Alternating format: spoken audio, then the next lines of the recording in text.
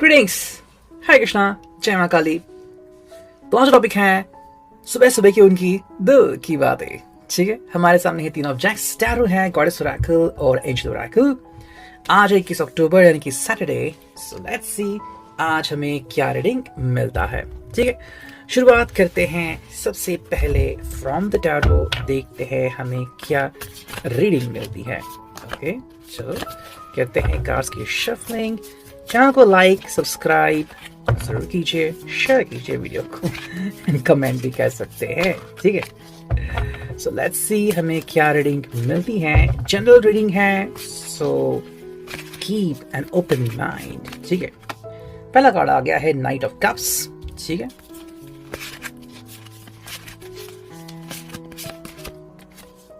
Ten of cups, चलो बहुत अच्छी बात।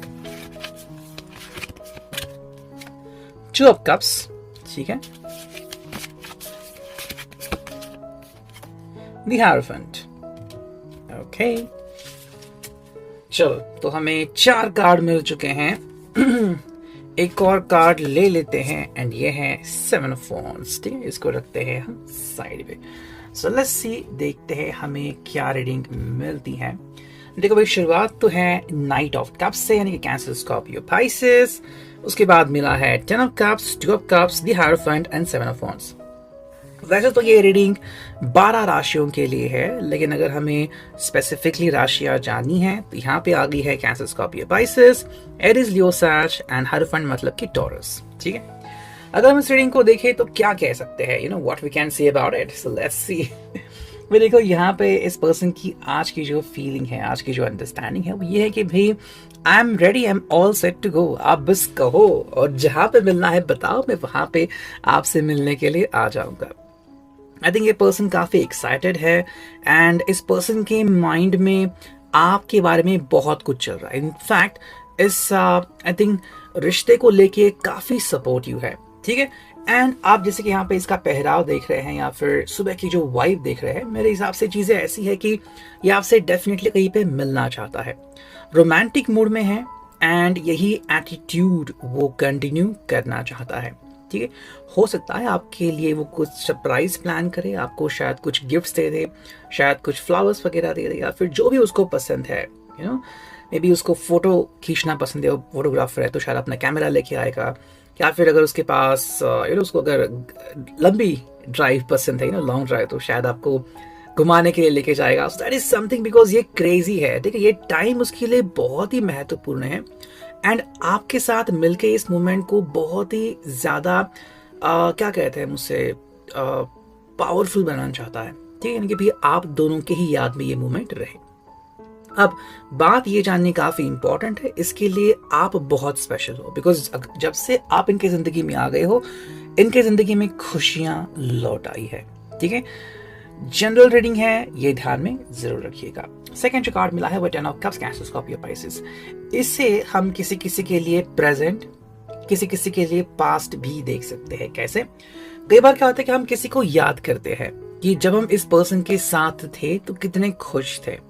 अब या तो ये पर्सन आपकी यादों में है, या फिर ये पर्सन जो है वो एक्चुअली आपके साथ है बट फिलहाल दूर है, मे बी किसी काम की वजह से या किसी कारण से आपसे दूर है एंड आप उसका साथ बहुत मिस कर रहे हो। ठीक है, तो किसी किसी के लिए वर्तमान है कि आप उसके साथ काफी खुश हो एंड अगर हो सकता है तो आप दोनों मिल सकते हो। एंड नाइट ऑफ कप्स की जो एनर्जी है वही यहाँ पे फॉलो होती है।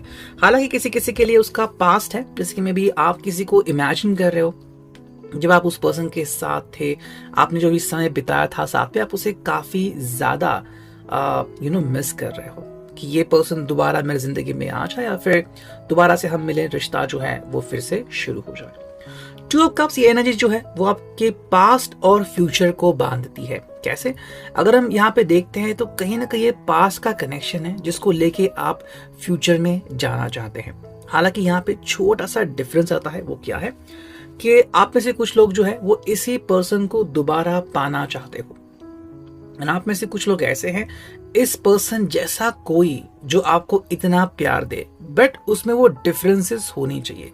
मे बी ये पर्सन गुस्से वाला था तो वो पर्सन शांत होना चाहिए, या फिर इस पर्सन को म्यूजिक पसंद नहीं था, उस पर्सन को म्यूजिक पसंद होना चाहिए। तो कहीं ना कहीं आप ऐसी भी शायद इच्छा रखते होंगे।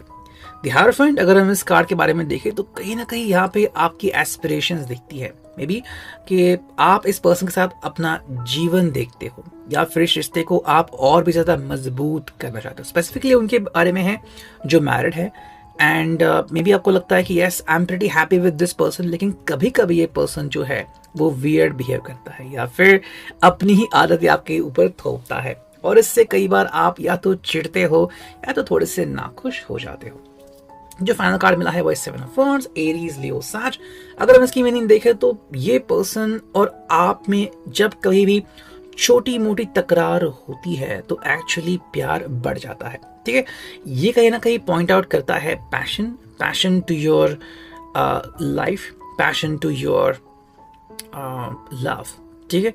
तो किसी के लिए ये मोमेंट रात के वक्त का भी हो सकता है, या फिर इवनिंग टाइम, जहाँ पे आप पैशनेट हो, रोमांटिक हो, डिपेंडिंग ऑन दैट, ठीक है। यहाँ पे तकरार होती है लेकिन थोड़ी बहुत, ज्यादा तकरार यहाँ पे आज तो हमें नहीं दिख रही है। वहीं पे अगर हम बात करते हैं गॉडेस ओरेकल की, देखते हैं हमें यहाँ पे क्या रीडिंग मिलता है।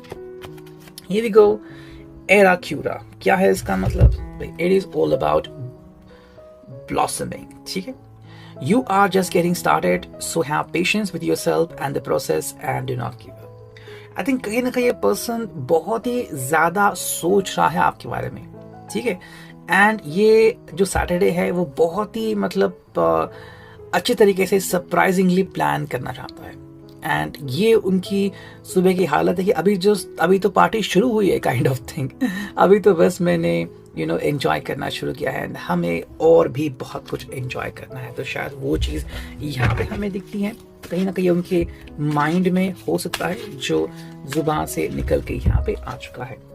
ग्रीन तारा, this is the card over here, start delegating, ask others including me to help you instead of trying to do everything by yourself. ये कार्ड कहीं ना कहीं ये निर्देशित करता है, और ये अगर एनर्जी इनके तरफ से आ गई है तो ये कह रहे हैं कि भाई मेरे से पूछो, ठीक है। यानी कि भाई you can ask them directly, because अगर ये डिवाइन एनर्जी है तो ये डिवाइन एनर्जी आप दोनों को जोड़ती है। तो अगर आपको कोई भी डाउट्स हैं, कोई भी सवाल आपको लग रहा है कि भाई इस रिश्ते का फ्यूचर क्या होगा, या फिर किसी बात को लेकर अगर आप इनसिक्योर हो, आपको डर लग रहा है, तो इनसे वो सारे सवाल जवाब आप कर सकते हो, और वो सारे जवाब देने के लिए पर्सन टोटली रेडी है। थर्ड जो हम देखते हैं वो है Kali, the old must be release so that the new can enter, ठीक है। एंडिंग्स एंड बिगिनिंग्स, ये स्पेसिफिकली उनके लिए है जो अभी भी एक्स के बारे में सोच रहे हैं। शायद ये आपको अगर एक्स मानते हैं, या फिर आप इनको अगर एक्स मानते हो, तो ये फीलिंग दोनों की तरफ से है कि अगर आपको देखो बिगिनिंग करनी है ना, तो कुछ तो एंड करना होगा, है ना। जैसे कि अगर हम छोटा सा एग्जाम्पल ले, तो मान लो आपको कोई चीज़ बनानी है, ठीक है, तो उसके लिए पहले प्रिपरेशन करनी होगी, है ना, वरना वो चीज़ नहीं बनेगी।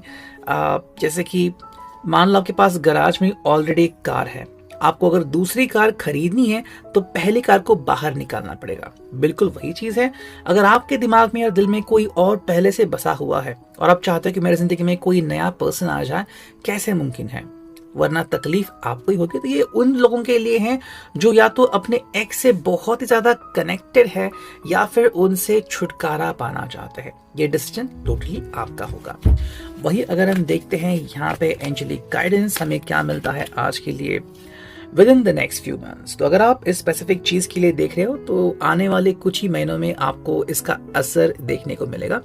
शायद ये पर्सन किसी चीज के बारे में प्लान कर रहा है, ठीक है। ये चीज सीरियस भी हो सकती है और बहुत लाइट भी।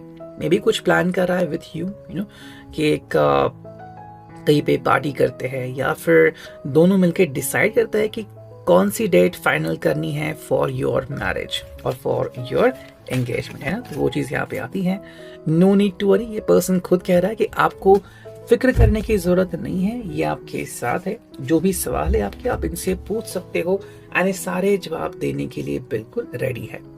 तो ये है आज का reading. I hope it will resonate. Stay tuned.